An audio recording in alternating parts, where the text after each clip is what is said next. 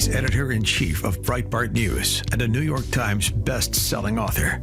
And on this podcast, he brings deep research, prescient analysis, and world-class guests. He's Alex Marlow, and this is the Alex Marlow Show.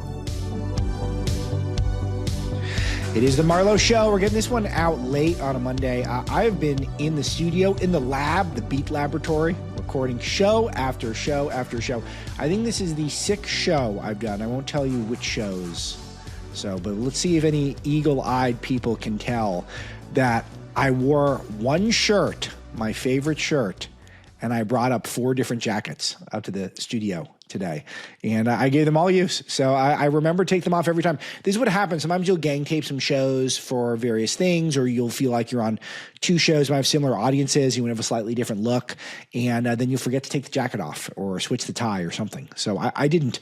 Hope all of you had a good weekend. I had a nice weekend in the mountains, but aside from the fact that all my kids were in terrible moods. But then when we got back, they were all in nice moods. So cool stuff coming up on the show. A lot of moving parts, a lot of things to share with you, but not right this second. We will be joined by Shabbos Kestenbaum from PragerU. Today, there is the Harvard versus Trump moves forward with hearings and a trial, and Harvard is suing Trump for retaliating against them by withholding billions of dollars in funds, even though they're not really denying that they've been discriminating against various groups of people, particularly ethnic Jews, but also Christians and Asians and others. So we get into a lot of those details, plus take a 30,000-foot view of some of what is being done to roll back woke in academia and online. So we'll talk about that in a second. But in the meantime, I do want to give you guys a couple of important news updates. At this point, you're aware that Tulsi Gabbard, the director of national intelligence, has put out information, at least this was on Friday, that after the 2016 election, Obama had a draft presidential brief that concluded Russia did not try to hack the election, and National Security Council officials delayed the publication of that presidential daily brief on new guidance. The guidance was issued specifically by Barack Obama, so withheld from the public. And this is a major thing because it could implicate not just John Brennan and Susan Rice and John Kerry and Loretta Lynch and FBI Deputy Director Andy McCabe, but it could implicate Barack Obama himself as all of a sudden being complicit in the Russian collusion hoax. James Clapper, the former director of national intelligence, another deep state, I would say poobah, he had ordered this new assessment on the request of the president specifically. And this presidential daily brief was never published. Tulsi Gabbard let it out into the public. The efforts of this was to delegitimize Trump. It led to the years-long Mueller investigation. It led to 2 congressional impeachments. And it led to one high-level official after the next being investigated, arrested, even thrown in jail. And of course, it heightened tensions between the U.S. and Russia. We've had tons of content on this at Breitbart. If you want additional detail, I'm trying to give you the essential stuff, but there's going to be a lot of people very angry about this. A lot of people went to jail for nefarious reasons, were investigated, and none of this should have happened if this presidential daily brief had been out there and the public had got to come to terms with the fact that this was all a big hoax. It was a big Russian collusion hoax, and Obama did not only knew about it, but he also was directing it, at least according to Tulsi Gabbard's latest report. So she sent the documents over the DOJ. The FBI had already been investigating Brennan. We knew this earlier in the month, and Brennan's been out there on MSNBC. We're going to have to see. This was Brennan on MSNBC just a couple of weeks ago, reacting to the fact that he's getting investigated. Check this out. What we're seeing now in this chapter of American history is a sad deterioration of, I think, the respect for the rule of law and for our system of government. And if a president of the United States is willing to weaponize intelligence and justice and, law enforcement investigators, and the people who head up these departments and agencies are willing to bow to it, we really are in deep, deep trouble. Well, you guys weaponized the government against Trump. You guys ran a whole fake Russian collusion hoax thing. It was nonstop. And then you tried it again 2020 by saying with the intelligence community, you weaponized the intelligence community to suggest that the Hunter Biden laptop was Russian disinformation, which it wasn't. He is such a good liar, you wonder if he's actually just deluded. It's this talking points from Brennan, Deep State Brennan, as he is known in the Breitbart newsroom, there's the face of the deep state. There's no one worse, former CIA director, in terms of representing the permanent political class that's been harming our country. So there's no one worse than this guy in that regard. And he lies so effortlessly, you almost wonder if it's not just a grift, if it's some sort of brain malfunction. Which was why I think so many people are worried about the direction this country is taking. So this whole thing about the CIA note and this possible referral of me and criminal investigation, I think is just symptomatic of a much broader disease that we are confronting right now in terms of how our democratic principles are being eroded and corroded as a result of this authoritarian march that we are witnessing every day. Yeah, this guy's the disease. This guy's the cancer. Riddled our body. All right. He stinks, and I hope they investigate him.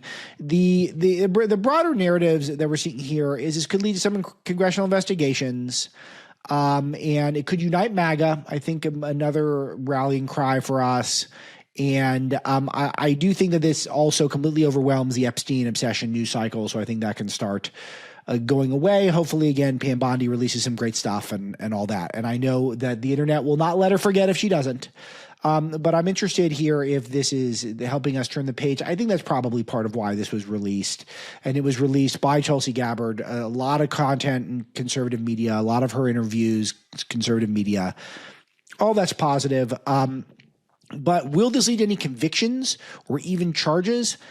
I remain skeptical here. This feels very unlikely to me. I do feel like there's value getting this in the public. I think it's a fine news cycle for us to go through. But I think that just reading the comments from our content at Breitbart, I think our audience understands that almost no chance anything happens to Obama. But the goal here is we can start settling years of scores in terms of legal misery that these people inflicted on Donald Trump and his supporters, the amount of hours, hundreds and hundreds of hours in the news cycle wasted on nothing. And this is mostly a political power play here by us. Almost no one in political power ever goes to prison, but we can make their lives more difficult if they were a part of a big hoax, and they were. So good stuff, and I'm glad that we have that information. Other news that's out there, Zohran Mamdani's new bestie friend, Senator Omar Fateh, state senator of Minnesota, he's got the endorsement of the Democrat Party in Minneapolis. I told you, I've been talking about this guy on the show. He's a big star, and he's a Somali guy, and he's I'll say Somali American. He has the Democrat Party endorsement over the incumbent, Jacob Frey, who is extremely woke. I think he was the guy who cried at George Floyd's casket. I think that's what he's known for. But not woke enough. He's not woke enough because he, at one point, did not want to defund the police, I guess.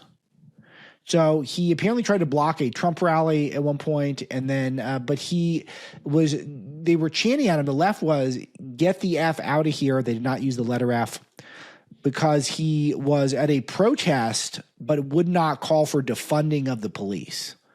So that's not enough. The left never forgets that stuff. They want extreme people. And now they got a guy, Omar Fateh, and he's running for Minneapolis mayor. One of the things that he's known for is he was a guy who in 2024 wouldn't vote for Joe Biden on Super Tuesday because he wanted to protest. He wanted to be an uncommitted voter, even though Biden, of course, was going to win the state. It was important for him to vocalize that it is mostly Somali-based community, that he does not regard Joe Biden as sufficiently woke or left enough. So again, he's a defund the police guy. He's a no cash bail guy. He's a carbon fees if you pollute too much type of guy. He doesn't like ICE, doesn't like law enforcement in general, wants free college tuition for people. It is every leftist position. This guy's got it. I got one piece of audio of him. We got to get more because this guy's going to be around, Misty. But this is one to give you a sense of his take on race relations in this country. Heard them being called terrorists. We heard them being called drug dealers. We heard a lot of insults. We heard that they're a threat to our national security, and that's a flat-out lie. You want to know who the real threat is, Madam President?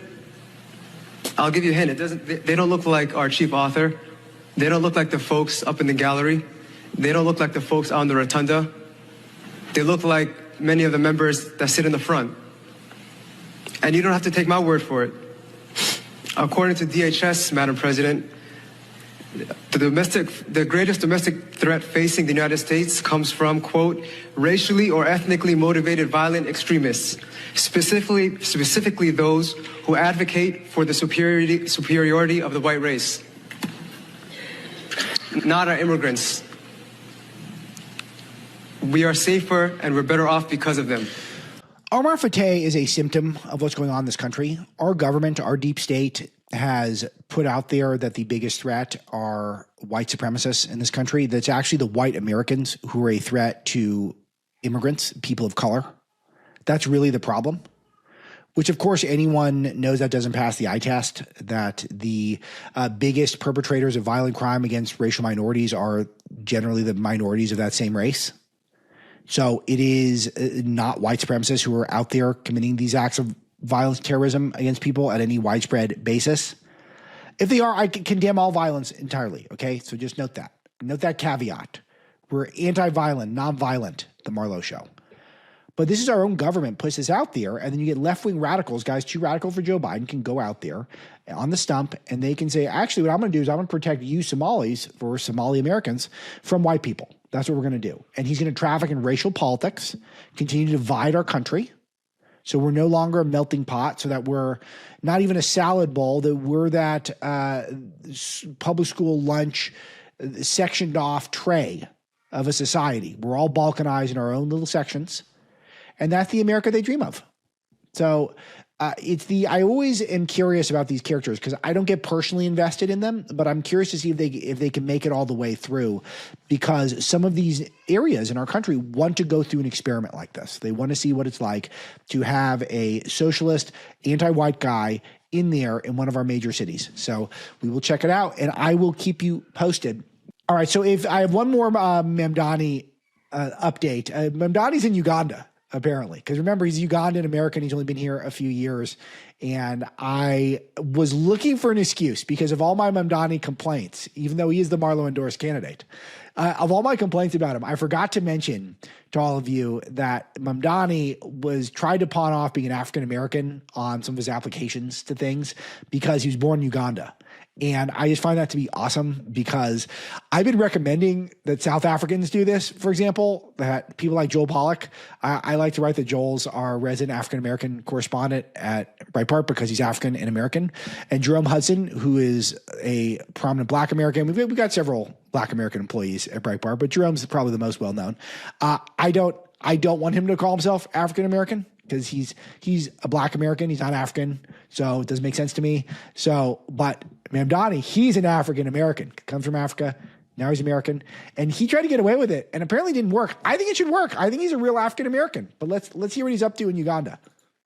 Being a politician means listening, not just to your supporters, but your critics too. And some of these critics, especially on a certain website, have been giving me consistent advice. For example, at SamWhite087, Zoran, go back to Uganda, where you come from and belong. At Teflon Gone, loser, go back to Africa.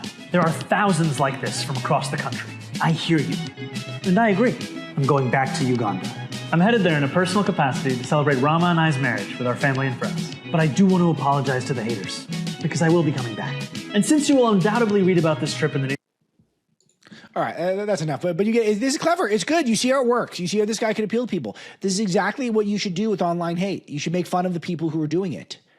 And I will tell you that I'm hoping when Breaking the Law comes out, I'll get some of this online hate, and I should handle it the same way. That's exactly how to do it. So anyway, but he's in Uganda because he's from Uganda and he's an African American, and we're all the wiser for it. All right, I mentioned on last week's show, I think it was Friday, Congresswoman Maria Salazar, I think she's a Florida, who is a Republican who wants amnesty, and she was speaking about it. And we grabbed this clip at Breitbart, and I've seen this shared everywhere. Check this out. We give them dignity, At some point in the future, another legislator will write another law to give them paths to citizenship. Right now, what we need to do is to buy peace for these people, allow them to stay, to continue working, because they are needed. You see, it's what I'm trying to do is allowing people to stay, that means amnesty. So you're allowed to stay, you're allowed to break our laws, and there are still Republicans who hold this viewpoint. So most of us want deportations as fast as we can, as many as we can. We want to be the deportation party, the conservative movement. We're sick of it. We're sick of lawbreakers, and we do not have a bleeding heart to the extent where we will allow for them to break our laws, and we'll sanctify it, codify it with some sort of a official government acknowledgement via amnesty. I know we have a de facto amnesty now because we're not deporting everyone, but it is in principle, we don't like it. But not Congresswoman Maria Salazar for some reason. This is what she's up to right now. To do is to bring some common sense, which is the least common of all senses, to this conversation. And I know that someone from Miami could do it easily because, you know, I was on Univision and I served that community for many years. Besides, now I'm representing some of their family members. It's easy. The economy needs them. They do not have a criminal record. They have not gone into trouble. They have been here for a long time. They have roots in the country. Let them stay. Don't give them any type of federal programs. Okay, so they're going to get federal programs. If you're here, you're going to get public schools because, again, if you don't public schools, you can't afford private school for the most part if you're a legal alien. So you're getting that federal program, and then you're going to get health care. So it's just so disingenuous, such a lie. And then she announces it's common sense. This is why I always resent the usage of the word common sense. And some of my favorite people love talking about common sense. I know we got our new colleague, Scott Jennings. He loves common sense. Mike Huckabee is one of my favorites. We have a big event with him at Breitbart coming up a couple weeks. He's a big common sense guy. This is the problem with the word common sense, is that whenever you use it, everyone thinks they have common sense. She thinks common sense is to let all illegal aliens stay, so long as they're not violent criminals, basically. That's not common sense. That sends a signal to the world. You just get here, and if you commit any violent crimes, then you can stay. You can get free public school. So it's not common sense. That's not sensical at all. It's nonsensical. But you say common sense, then sometimes people might buy into it. Programs do and allow them to pay taxes, help the Social Security Fund, and let them stay and contribute with the economy with no criminal record. What is wrong with that? We need them. All right. So we need them. We don't need them. You need to pay Americans more. You need to pay Americans more if you want those jobs done. And maybe your prices go up a little bit, or maybe your shareholders don't make as much, but we don't care because American workers will get a good wage for what they deserve. So we'll figure it out. And then we can make them send their best. Remember Trump said they're not sending their best? All right. That's infuriating. Hope someone primaries her, and we will absolutely get involved at Breitbart News once they do, and on the Marlow Show. Okay. Another item to enhance Colbert. We talked a lot about Colbert on Friday's show, which was enjoyable. And we learn now he's been propped up by $160 million in left-wing affirmative action. So I'll talk to John Nolte about this coming up here in the next few shows. But $40 million per year since 2021 and maybe earlier to keep him on the air. It just shows you what a grift it is. It's election interference. CBS News using that government spectrum that I talk about and using that in order to try to get Democrats elected with his platform that's ostensibly entertainment, but we all know was just politicking, electioneering on behalf of Democrats, trying to rehab all these Democrats, make them mainstream stars. There's a whole logic. I wrote about this a lot in Breaking the News, my first book. This phenomenon where Democrats would fund the media apparati and the politicians, and the media would make the politicians seem like rock stars. But it was really the same money. It was the same elite group that were saying, okay, we're going to anoint these politicians and they're going to show up on these platforms and we're going to treat them like rock stars. We're going to treat them like movie stars, like TV stars. And that's going to grow our brand in the culture. So, and now we learn that they're losing $40 million a year. Why would they lose that much? They're only willing to take a loss like that because they see it as politically advantageous. That's the essence of it. So as I said on Friday's show, and this data point just enhances it, this is not about some comedian losing his job. This is a person who is, I would say, not even just integral, has been essential to the Democrat establishment over the last few years. essential to the Democrat establishment, is getting taken off the playing field finally, and that is good stuff. Okay, but that said, the Breakfast Club star Molly Ringwald says that Colbert is now free to run for president. Man, that is tough. That is tough. And she put up a really handsome glam shot of Colbert on her Instagram. The fetishization of just lame Democrats. All right. Speaking of not making their money back, WNBA players are demanding that the league pay what they're owed with all-star shirts.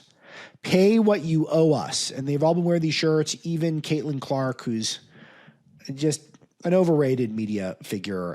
I'm not as interested in her as a lot of my peers are. I still don't care about the WNBA, and I think she's woke in her heart. But even she was doing that, and so many others are out there. Pay us what you owe us. The WNBA loses money. It's subsidized by the NBA, which makes tons of money. So how do they owe you more than what you're getting? I understand they don't make a lot of money considering that they're famous or on TV, they're elite at what they do, but what they do does not fetch a living.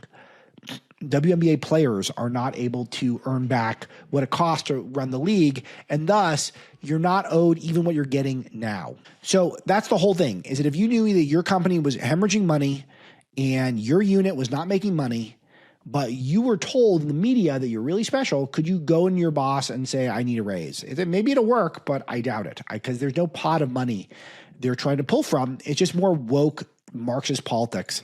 And that's what we've come to know from the WNBA and really from much of the sports establishment over the last several years. All right, one of the wokest things in recent sports memory is the Cleveland Guardians, who had dismissed Trump's demand to drop the woke name. And the Trump has also demanded the Washington Commanders go back to the Redskins. I always thought it was insane that we dropped the names of completely insane. I remember exactly where I was when I learned that the Redskins were going to change their names to Commanders. And I don't care about football at all. I remember actually really being upset by that. And I'm rarely emotional about news stories, but I thought that was one of the worst caves to the woke mob because it was so irrational that if you want to make the Cleveland team or the Washington team, if you want to make them the podcasters, the Washington podcasters and the Cleveland bloggers, that would be amazing. It's not an insult when you have someone's identity be the name of the team, a group of people, the name of the team. There's nothing wrong with that. It's however you identify. It'd be pretty funny and amusing if a sports franchise where they play children's games for millions of dollars, where they picked your group and said, you know what, we're going to name the team after your group. That would be great. All of you agree on this. And yet we could have the Indians. And the Redskins, I get that we're all obsessed with skin tone and the exaggeration of that they had red skin. But, I mean, there's enough history there of them being okay with it and going along with it. It's just that we thought that would help society one iota, that would make one of you any richer, any happier. Not one person on earth be any richer or any happier because the Cleveland Guardians and the Washington Redskins or the Cleveland Indians and the Washington Commanders would change their name to one thing or the other. No one cares.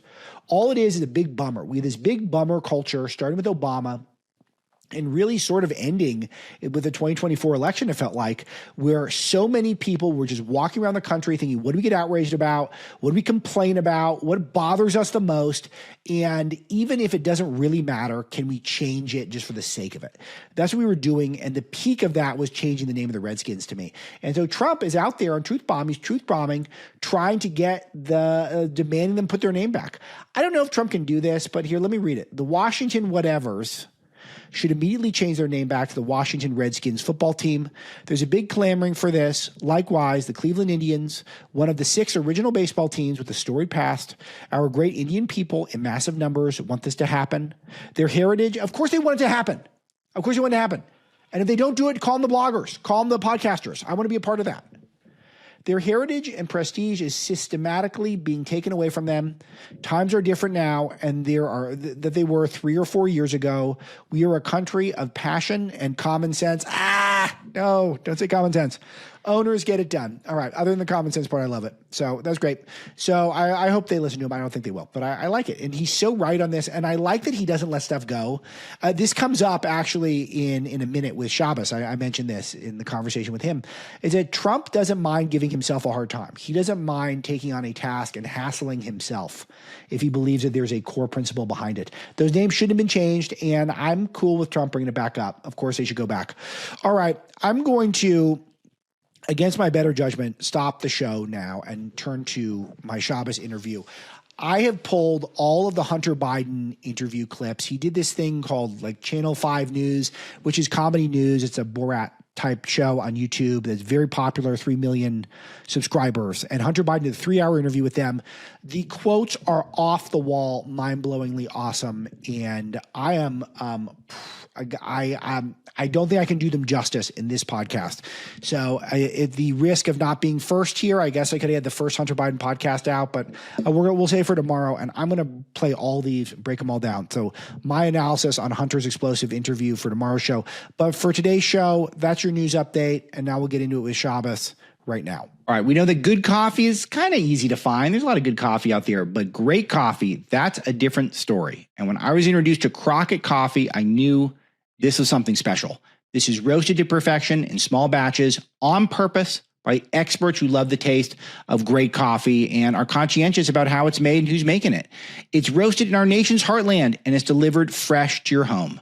When you enjoy Crockett Coffee, you're also supporting an anti-communist, pro-American brand of coffee founded by our friends Clay Travis and Buck Sexton, who are good broadcasters and are apparently dang good at making a cup of coffee as well.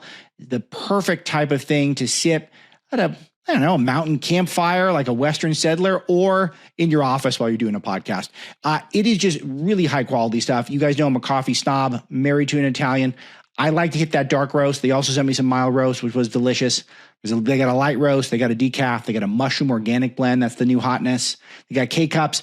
Lots of different options for you. And part of your support goes to Tunnel to Towers Foundation, which is a great way to give back and remind people that Crockett Coffee, people there, they pledge to never forget.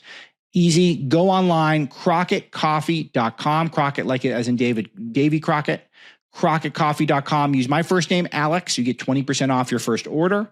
That's crockettcoffee.com. Use my name, Alex, as the promo code for 20% off. Good people and a dang good cup of coffee. You guys know I would not endorse it if it wasn't quite delightful. All right, our friend Shabbos Kestenbaum is back from PragerU contributor. Shabbos, I want to touch on a couple things with you, but let's start with Harvard. And I want to get a sense of where we're at. Is Harvard making any improvements? We had a really nice conversation, long conversation in a prior podcast with Joel Pollack, going through how they've really been at the vanguard of campus anti-Semitism over the past several years. You experienced that firsthand while you were there, and now you're kind of raising awareness about it from your perch at PragerU. So this was a few months ago.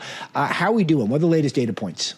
Well, I think the biggest development is the fact that you now have the federal government saying we're not going to fund this institution anymore. In fact, today, Monday, July 21st, the Trump administration is in court in Massachusetts against Harvard University over the $2.6 billion in federal funds that the White House froze. But what's really interesting about the arguments, which is publicly available, your listeners can read it, is Harvard and its lawyers are not making the case. They are not disputing that they have engaged in civil rights violations against their students. They are not disputing the fact that they have a tremendous problem with political indoctrination where 97% of the faculty identify as liberal. They're not disputing the fact that they discriminate against Asian Americans in their admissions criteria.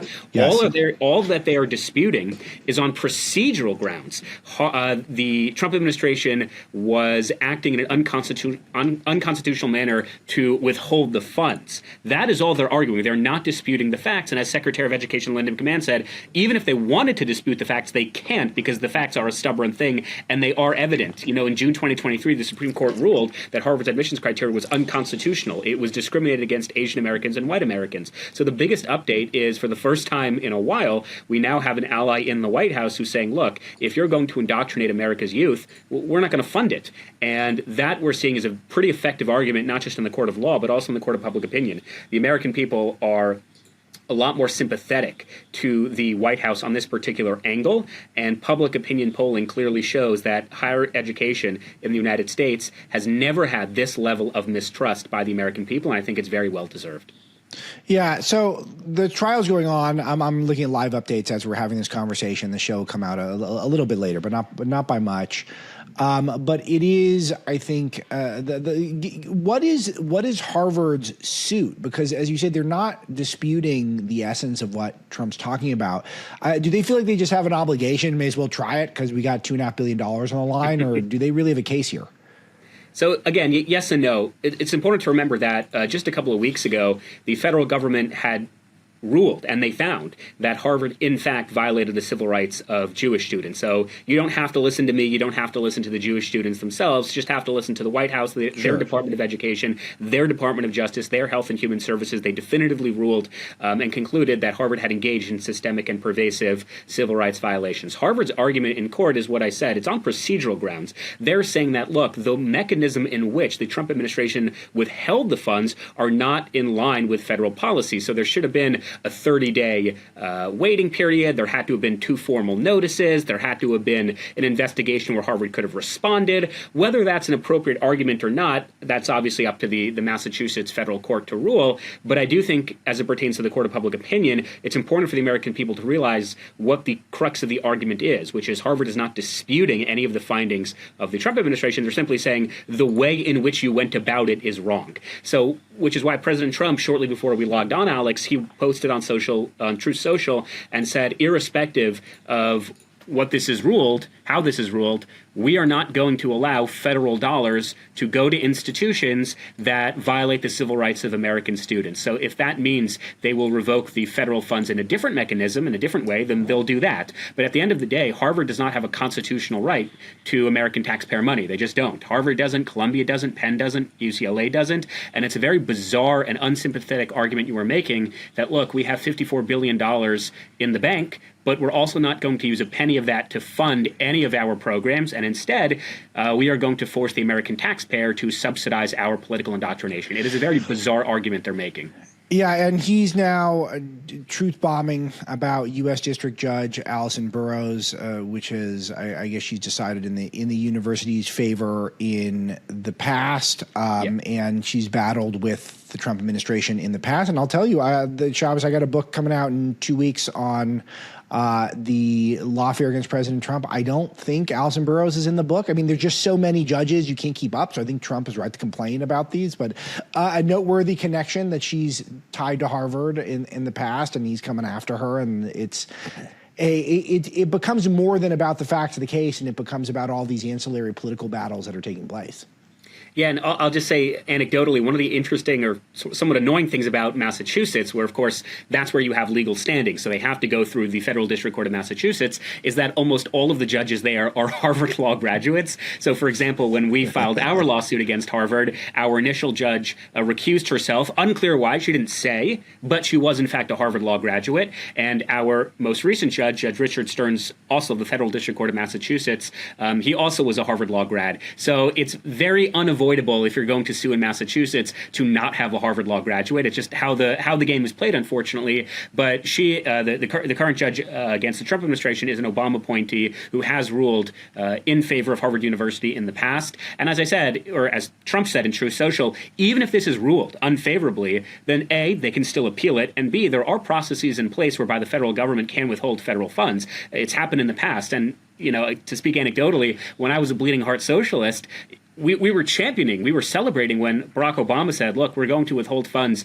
from institutions of higher learning that refuse to combat sexual assault. And that was considered like a really good thing. And that was a very progressive approach. But now, because it's Trump doing it, saying, look, we're not going to fund civil rights violations, all of a sudden, orange man bad, so they're going to have to challenge it. But there are ways in which the federal government can suspend the money. It's totally in line with the Constitution. And whether it happens through this case or they have to appeal it, it will happen. Yeah, and Trump's truth bomb, I got to read this. Total disaster, he says in all caps, which I say even before hearing her ruling. She has systematically taken over the various Harvard cases and is an automatic loss for the people of our country.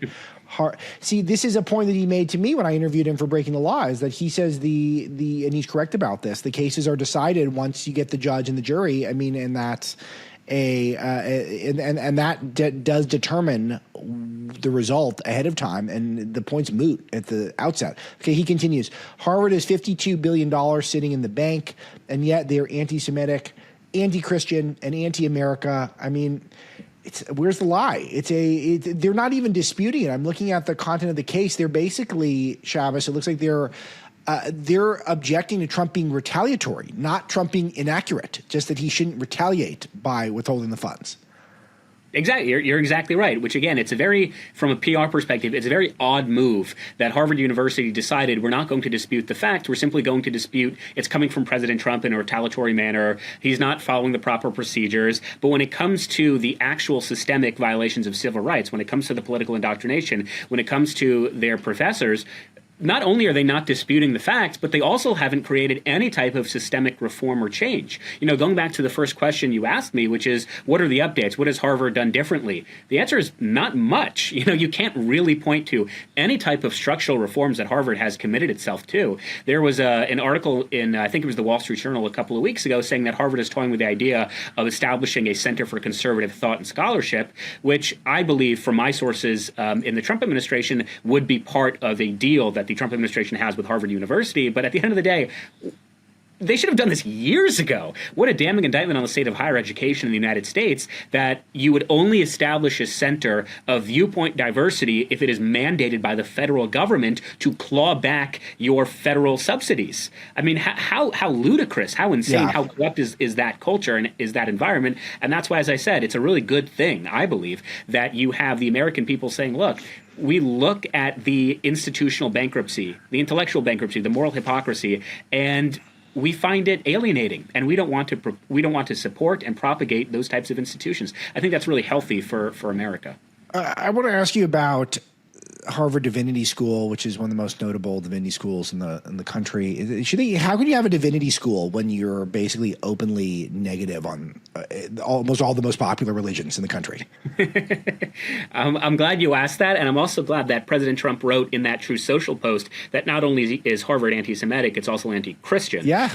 The biases and the discrimination that religious students face, not just Jewish, it's blatant. So it's interesting. I gave a podcast about a year ago, not talking about anti-Semitism in my personal experiences, but just talking about what it is like as a God-believing, monotheistic practitioner to go to a divinity school where you were being taught that this is a document that needs to be decontextualized, decolonized, needs to be read through the prism of genderqueer theory. And again, this is not me exaggerating. They had at Harvard Divinity School what's called noon service. And noon service was an opportunity where every week a faith-based tradition, we don't call it a religion because that's not politically correct, but a faith-based tradition would explore or showcase something about their faith that particular week. And it was just a parody of itself, because rather than having the Catholic American Society give a talk on their beliefs, you would have the Prison Abolitionist Society talk about how Jesus is a prisoner too. I mean, you would have the Feminist Making Midrash Club. It was anything that was divorced from traditional religious belief. And one of the reasons I wanted to go to Harvard Divinity School is because I wanted to explore theology from a pluralistic, non-sectarian perspective. I was open to, of course, viewpoint diversity and how non-religious practitioners explore faith, but it was just comical when that is the only viewpoint. And if you are a traditional Catholic or you're a traditional Orthodox Jew, there's something wrong there. It needs to be, as I said, decontextualized. It needs to be broken down. Whereas the Hebrew Bible was a text that was patriarchal in effect, that was supporting mechanisms of white supremacy in effect, and that needs to be, as I said, decontextualized to our modern sensibilities. And I'm sorry, it's just not a serious scholarship. It's not a serious way to study religion. So let me remind the audience of your lawsuit against Harvard, because there's a Jewish student who's assaulted on campus, and there's video of it, and they're now suing Harvard, and they're using your lawsuit as precedent. So none of this bodes well for us trying to get Harvard to stop discriminating against people, but at least I'm happy people are fighting back. Give us all the detail here. Sure. So this is an Israeli Jewish student by the name of Yoav Segev. His case is also public, so your readers can read it. Listeners can read it. This is a student who, as you said, was physically assaulted in Harvard Business School, caught on camera. You don't have to take my word for it. Watch the footage yourself. There are two assailants. The first assailant at Harvard Law School, he was actually one of the editors at the Harvard Law Review, which one of its previous occupants was Barack Obama. So that sort of goes to show you what the standard is these days within academia. He was awarded a $65,000 fellowship to intern at CARE, the Council on American Islamic Relations, which has known ties to Hamas. You could just Google CARE and the Holy Land Five. He was rewarded that $65,000 fellowship after the assault. The other assailant was given the honor of being a class marshal at graduation, which is reserved to only a handful of students. It's considered quite prestigious. So those were the two assailants. Now, if you read the case, the allegations, which I can say are factual because I know the case quite well, the allegations are pretty damning. So Harvard University removed a campus officer who was investigating the case as retaliation. Wow. Harvard University refused to cooperate with the local DA. And again, don't take my word for it. The district attorney himself has said we can't proceed unless Harvard gives us the evidence we are looking for. And then perhaps most damning of all, Yoav relates how there was the Harvard Business School Middle East North Africa club at the school, and they had two separate lists for their events. One list were for all the students who RSVP'd, and another list were for all the Jewish students who RSVP'd. And if you were a Jewish student who RSVP'd to the Middle Eastern and North Africa club event, you would have a note next to your name, whether you were, quote, peaceful or, quote, protester, which again, when we talk about systemic and pervasive anti-Semitism, that is exactly what we're talking about. We're talking about a Harvard-sponsored, a Harvard-funded, and a Harvard-sanctioned club that was discriminating against Jewish students and only Jewish students as it pertains to their religious and political ideology. So again, when you read in the news that Harvard is battling the Trump administration over $2.6 billion in federal fundings, it should also be written in conjunction with the fact that a student was physically assaulted on campus, had his civil rights violated, Harvard retaliated against the campus security who were investigating it, and you had clubs that were sanctioning anti-Semitism. So those two things, to use a dirty word, need to be written together in context. Harvard is not disputing the facts, and Yoav is a great example and representation of the fact that unless the Trump administration holds these universities accountable, they are going to continue to violate the civil rights of their students. So Department of Homeland Security issued subpoenas to Harvard over their foreign students who are coming in and are violent. And this is really what started this whole controversy is you've got these people come in as guests in our country and are violent and protest everything. They have no right to protest at all. If they're guests here, they should complain about nothing, particularly if they're at a place of deep privilege like Harvard. But what happened here? What is Homeland Security reacting to, and what do you think they want?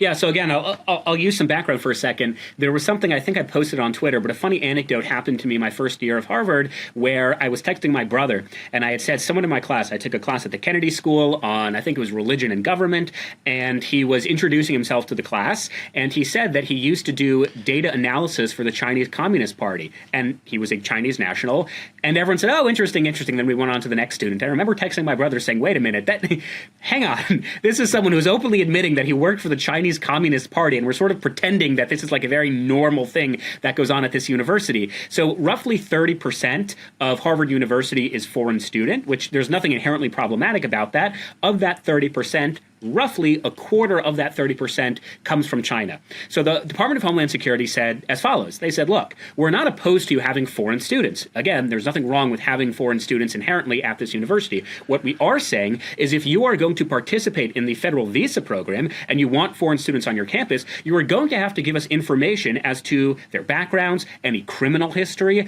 And Harvard University, because they refused to get out of their own way, they responded to the Department of Homeland Security by saying, no, we are not going to share anything about our students anytime, anywhere, any place. We're just not going to cooperate. How does that work? How can they say that? Because it's what is the principle that they're relying on, that the government should be able to know everything about guests in our country? I mean, that's so from a legal perspective, There is no right. There is no principle at which Harvard University is arguing for. This is their obligation under federal law. They must. This is part of being part of the federal visa program. You must report any activities of your foreign students. And by the way, forget about anti-Semitism and Jews and Israelis. 2 years ago, again, all of your listeners can Google this. There was a Chinese national who physically assaulted a protester, caught on camera, at the Harvard Kennedy School after this student asked a question to a Chinese national. She was physically assaulted. And so the perspective of Harvard University was, we're not going to share any data on that student. We're not going to tell the federal government any sanctions we took on that student, because they didn't. And there is no legal principle at what they're arguing. Now, why is Harvard University doing this? It's because the left needs a face of the resistance. They need someone, they need a cause, a person, an institution to be the resistance, the anti-Trump. And lo and behold, Alan Garber, the president of Harvard University, he became that figurehead overnight when he told the Trump administration, rather than kowtowing to you like Columbia University, we are going to fight. And he saw a spike in donations. I think the number was $2 million in donations in a 24-hour period. And in response to being the face of the resistance, what it also means is you have to fight the Trump administration, no matter how common sense the policies may be. So when the Department of Homeland Security says, hey, we need basic information on your foreign students, to say yes to that and be in compliance with federal law would be acquiescing to the Trump administration. You're no longer the face of the resistance. So I believe that Alan Garber and Harvard University as a whole have become the unwitting face of the resistance, and therefore to cooperate in any way, whether it is common sense or not, would be to kowtow and would certainly upset their donor base, their clientele, their students. And I believe they're caught between a rock and a hard place. Yeah, interesting. And I think for those of you who don't know, Garber's the president of Harvard. The other thing that the Trump administration is doing now at Shabbos is they're reviewing the Harvard's accreditation. This is one where it's when we're out of power, I like to troll, but since we're in power, I mean, we're not going to take away their accreditation. So it's Department of Education that would do this, which shouldn't exist. I thought we were getting rid of the Department of Education. But do you feel like there's anything to this? Is there anything productive that can come from this process? So the process of taking away accreditation is quite long, unless Trump acts in a very unilateral manner, which would undoubtedly be challenged instantaneously in the courts. This is something that would take more than just one term. So in 2028, I would agree with you. I would be hesitant to sort of threaten that, because that could come back to bite us, and it could come back to bite us pretty quickly. Look, I think there's an argument to be made that if you're not in standard or in compliance with federal law, then there should be repercussions, which is why I'm obviously in support of withholding federal funds. It's why I'm in support of detaining foreign students who violated our laws. It's why I'm in support of taxing the endowments, which was a major provision of the Big Beautiful Bill. Harvard is now paying 8%. Now it is no longer 1.8%, but 8%. We can argue whether it should be more. It should be. But I believe in those provisions because, number one, that is codified in law, and number two, it is totally lawful. It's very hard to argue against it. Whereas once you say that we're not going to accredit a university, well, the left, because they have a track record of doing this, they're going to look at conservative institutions, not just colleges, because there aren't that many conservative colleges, but they're going to look at media organizations, and they're going to say, well, there's a whole host of institutions that we don't like that we're not going to legitimize, whether it's through federal subsidies or whether it's through accreditation. So I agree with you. I don't think this is a tree we want to start climbing. Yeah, it doesn't seem like the most efficient use of time. But, you know, Trump is something that he's got a wiring that's different than mine, which is that I'm anti-headache. I don't like to take on headaches unless I feel like I'm going to get something out of it in the end. And he doesn't have that approach. He likes a good headache if he feels like it has any potential of working out. And I admire that, because that's not – I think if you could choose, you'd choose his willingness to cause himself inconvenience. I don't like the inconvenience of it. It just sounds like we're going to bark up this tree. It doesn't seem like it's going to go well. So let's try something else. But hey, look, I hope I eat these words. Maybe it'll be a good experiment. So you're PragerU. You are part of the grassroots. What do you recommend to people who don't like this stuff and want to get involved? How are you fighting back? How should we be fighting back against some of these trends? Sure. So I always say, look, I am not particularly intelligent or articulate or wise. I'm an individual with access to social media. And I will concede I was helped by the fact that while October 7th and the election was ongoing, I was a student at Harvard University. And in the psyche of the American people and the imagination of the mainstream media, Harvard is this prestigious, almost unreachable institution. So I was helped by the fact that I was in that institution and given a platform. But at the end of the day, as Elon Musk likes to say, you are the media. What does he mean by that? Do not underestimate your ability to impact change. So if you're a young person and you see that the mainstream media is corrupted, it's lying to you, you see that the left has gone so far to the left, you see that the Democratic Party has been corrupted, then don't underestimate your ability to impact change. Go on social media, write an op-ed, organize a trip to DC, get involved. I think there are excellent organizations out there that are already empowering young people, whether it's PragerU, whether it's Breitbart, whether it's Turning Point USA. There's so many avenues in which young people can get involved. And there's this line that I think is really intelligent, and I always want a 12th grader to use it as their yearbook quote, but often when I say it, people say that's not intelligent at all. But it's, if you do nothing, nothing will change, right? The status quo will continue. But if you do something, I can't guarantee the outcome, but I can guarantee that something will change, which again, I think is a very intelligent line. But point being, if you do something, the real world will be impacted as a result. When I first started my, I guess what you would call activism, I did not in any way think that I would be speaking at Trump rallies. I would be involved and going to the White House. I'd be working for PragerU. I just started speaking the truth because I knew it was the truth and I knew it was something that needed to be fought for. And if I can do it, there's no particular reason that young people across this country can't do it just as well, if not a hell of a lot better. But as the saying goes, a 10,000-mile journey begins with one step. Just do something. So there's some tribalism going on online that I've been tracking, and I find it all very tiresome. I don't love a good tribe. I guess I'm sort of part of one. I mean, we're part of the conservative grassroots of Breitbart and the MAGA base, and I definitely think of myself as part of that. But it's I always am more excited about interesting individuals, and I don't like canceling people for one bad viewpoint. But it does feel like a lot of cultural, I guess, clout is skewing towards anti-Semitism, anti-Jewish sentiment online. How much of a concern is this for you? Because it doesn't add up what goes on social media to real life. I know this better than anyone because my first job at Breitbart, I would moderate comments, and there was always the anti-Semites in the comments on a website that was owned by Jewish people, and covered Israel from a pro-Israel perspective unilaterally across the board. It was still, people would take the time to go put anti-Semitic comments in the comments. And so it's been going on forever and will continue to go on. But how big of a threat do you think this is to just human decency here in the West? Yeah, well, first let me, validate the question, which is something you've spoken about on your show previously. Social media and Twitter in particular is not real life. And the greatest representation of that was when the mainstream media tried to concoct a fiction whereby there's a split in the MAGAverse. There's a split in the conservative movement when it comes to Iran, right? If you look on Twitter and you see Jackson Hinkle and Nick Fuentes and Candace Owens and Tucker Carlson, all of them seem to think that World War III is about to break out. And if we do this is like an irreversible action, and Trump will go to prison, which is something that Dave Smith wants. And then you look at public opinion polls, and it shows that 94% of registered Republicans who support Donald Trump also supported military action against Iranian nuclear sites. So Twitter is not real life. Having said that, though, there are real people on social media. And I'm not talking about the bots, because that is a major issue. We are seeing, especially the most far right and far left, most of their views, their engagement, their followers are not real people. Again, don't take my word for it. There is study after study that shows that Qatar, that Russia, that China, even Saudi Arabia, they are farming mass bot farms to sort of prop up these very outlandish opinions and outlandish personalities. So I'm not talking about the bots. There is a real problem. I wouldn't just say of anti-Semitism, because what's entwined with anti-Semitism is also anti-Americanism. And again, Jackson Hinkle, who's this nobody, who was actually a Bernie Sanders guy up until he realized he can make more money on Twitter. My audience is not going to know who this guy is. He's a young guy who speaks well and is on the internet, and he says almost, I would say, pro-jihadist type sentiment. Exactly. So that's my point. He's like a privileged white kid, and he's kind of good looking, and it's very strange to see a 25-year-old kid who's like, I'm just going to be pro-jihadi now. Yeah. Like, that's it. It's very odd.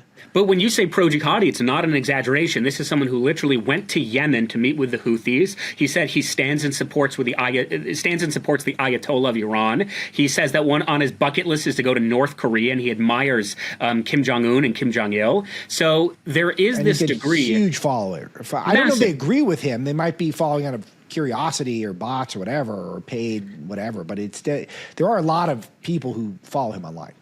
100%. And his posts, like I stand with the Ayatollah Khomeini, that will get millions of impressions and millions of engagement. What I will say is this. I am concerned about the future of the Republican Party. I'm not so concerned about the future of the Democratic Party simply because the concerns I had with them of the future are coming true right now. We're seeing the turmoil happening in real time. And I'm concerned that the Republican Party might transition into that in 2028. So Donald Trump is not an isolationist. He did not campaign on isolationism. Right. In fact, the first bust in the Oval Office was that of Winston Churchill, someone who he admires and talks about greatly at length. What I am concerned is because of Trump's hold on the Republican Party, which I think is a good thing because I support Donald Trump, that when he is no longer the figurehead of the party in 2028, sure, his endorsements might still carry and his policies might still carry, but we're talking about an individual who will no longer be in any elected office, who is, relatively old or older. I'm concerned that you are going to see a vacuum of power, a vacuum of good ideas, and in that vacuum will come a lot of bad ideas and a lot of bad faith actors. And I think there are those in the Republican Party today, like Thomas Massie is a perfect example of it, someone who votes more often with the squad than he is with the Trump administration. He is someone who could climb the ranks of power, and that is an individual, and that is an ideology I'm certainly concerned about. I don't want the Republican Party to sort of collapse and disintegrate into what the Democratic Party has disintegrated into today, whereby you don't really have a consistent form of policies, a consistent form of ideologies, or a leader of that party. So the Republican Party has tremendous potential. There's no reason why they can't win the midterms in 26. Yes. No reason they can't hold on to the presidency in 28. But I think they're also their own worst enemy. And if we want to win, we have to run on good policies, which is what Donald Trump ran on, and not cater to the most far-right, detached elements of our movement.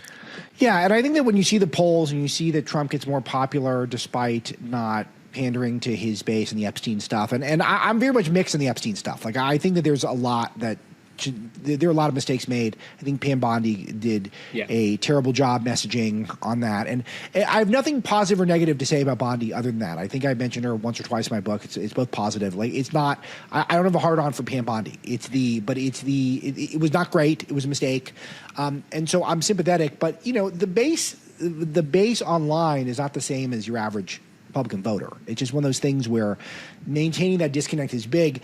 And I'm curious how, when Trump eventually hands over the reins to the next generation of MAGA, will they be able to bridge that gap? There'll be a lot of pressure on J.D. Vance in that regard. And I'll be interested to talk to him about this because his messaging on the Iran strike was actually perfect. And I think he was able to thread that needle to telling people that this is not World War III, and also these are the bad guys. We're carrying out promises. We're saying that our word means something, that if you keep enriching and we tell you to stop, and then you better stop, because if you don't stop, then we are going to bomb you.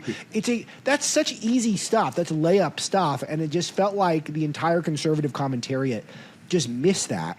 And by the way, Donald Trump, 10 years ago, when he was going down the golden escalator, in his presidential announcement, he literally said, one of the hallmarks of my campaign was we cannot allow Iran to have a nuclear weapon. This is something he's been consistent on for more than 10 years. And going back to AG Pam Bondi is, when Donald Trump said at a gathering of all the cabinet secretaries, he said to a reporter, what, people are still talking about Epstein? And on Twitter, he was mocked for this. Because if you were to go on Twitter and social media, this is the only story that matters. Who's on the Epstein files? But then when you transition into the real world and you look at public opinion, the Epstein files rank dead last when it comes to issues the American people care about.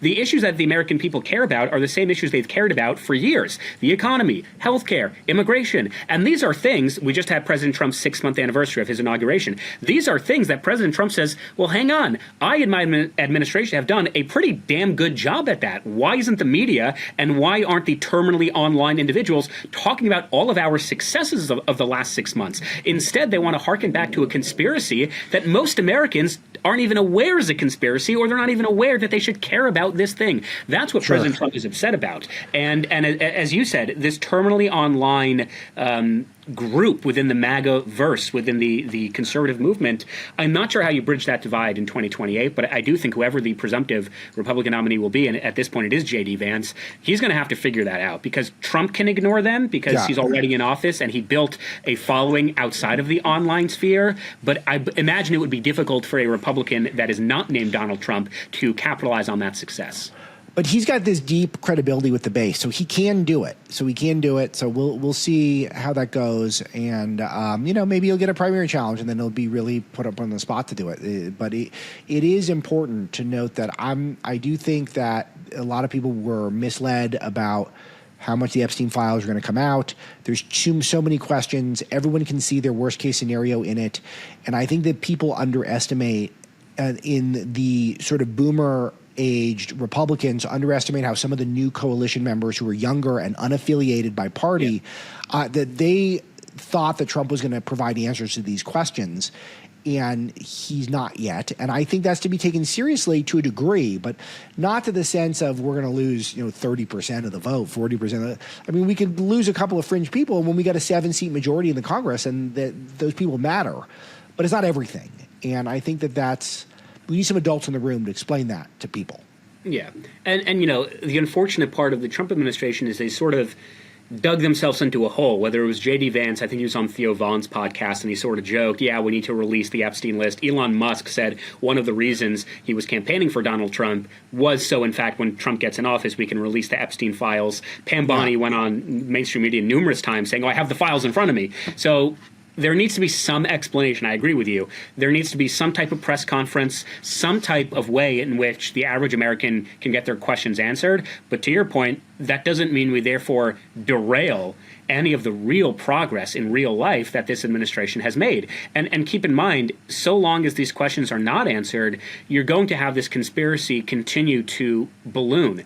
I remember, I'm forgetting which political commentator it was, but one of those terminally online Twitter personalities was saying, I think he's a conservative, one of the reasons that Trump doesn't, maybe it was Dave Smith, one of the reasons Trump doesn't want the list released is because he's implicated on it, which number one is nonsense. First and foremost being, if that's really true, then do you really think that the Biden administration, the people behind the Steele dossier who were saying that Trump was pissed on by 2 Russian hookers, if they were sitting on the Epstein files for 4 years, what, you really think they wouldn't have released it by now? They really think they wouldn't have said anything? These were the same people who were talking about Russian collusion and who Michelle Obama cried over for 30 minutes when she heard that Donald Trump was elected. What, you don't think if they knew Trump was part of the Epstein files, they would have released it? But so long as you don't have a press conference and so long as you don't answer the American people's questions, you're going to have these type of conspiracies. You're going to have these types of questions. That's right. And perhaps most frustratingly, the real policies that we need to advance will not be advanced. Well stated. Shabbos Kestenbaum. He's at Shabbos K, SHABBOSK on Twitter. Anything else you want to plug? Just my Twitter. That's good. All right. Well, he's over there. He puts his good stuff there. PragerU does amazing work. I'm a donor to PragerU. You should all be donors to PragerU. If you support me, then so much of my values came from Dennis Prager. I love working with them. They're the best to work with. So please throw them some support if you're thinking about it. And say a prayer for our friend Dennis Prager, who's on the recovery trail. And I'm told he's getting ups and downs, but hopefully more ups in his immediate future. Thanks, Shabbos. Thanks, Misty. And all of you in the audience. Talk to you next time.